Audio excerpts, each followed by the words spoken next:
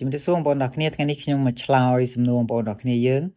ដោយសារគាត់សួរខ្ញុំថាតើនៅក្នុង trip.com បើសិនជាយើងឆែកលុយទៅចេញជាប្រភេទលុយផ្សេងៗអញ្ចឹងហើយយើងអាចធ្វើការផ្លាស់ប្ដូរបានអត់ហើយយើងចង់ផ្លាស់ប្ដូរវាមកជាប្រភេទលុយកូរ៉េវិញតើយើងធ្វើរបៀបម៉េចឥឡូវខ្ញុំចូលទៅបង្ហាញនៅក្នុង app trip.com តែម្ដងអញ្ចឹងពេលដែលបងប្អូនគ្នាចូលមកឥឡូវខ្ញុំនឹងបង្ហាញបងប្អូនទាំងគ្នាសិនឥឡូវខ្ញុំបង្ហាញពីរបៀបជាមួយខ្ញុំឆែកណាឥឡូវជាមួយខ្ញុំឆែកសិនវាចេញជាប្រភេទលុយដុល្លារបងប្អូនគ្នាឃើញអត់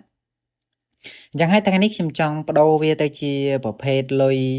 កូរ៉េវិញជាលុយវ៉ុនណាអញ្ចឹងតើយើងផ្លាស់ប្ដូរនៅកន្លែងណាដើម្បីឲ្យវាផ្លាស់ប្ដូរទៅជាលុយវ៉ុនឥឡូវយើងថយវិញមកបន្ទាប់ពីយើងថយឲ្យអស់យើងថយមកដល់ home វាសិនបងប្អូនគ្នា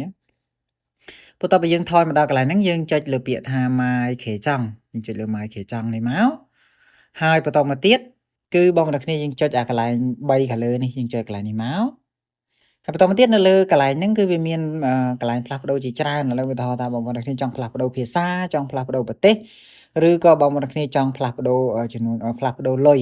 ឥឡូវអានេះក្នុងនេះគឺវាដាក់ថាថុងហွာហើយវាដាក់ថា USD អញ្ចឹងប្រិមិត្តយើងចុចចូលមកនៅពេលដែលចុចចូលហើយគឺយើងអស់មកខាងក្រោមមកយើងរកពាក្យថា KRW បានន័យថាThehan Min Gok Won អញ្ចឹងគឺយើងចុចយកវាលើវាមក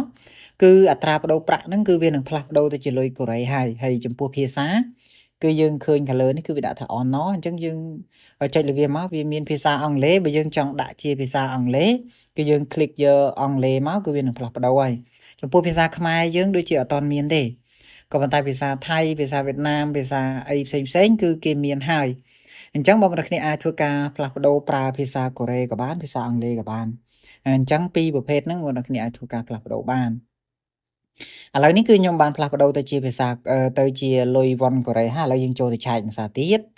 យើងចូលមកកន្លែងហ្នឹងដដែលហើយឥឡូវយើងចូលទៅ search ធម្មតា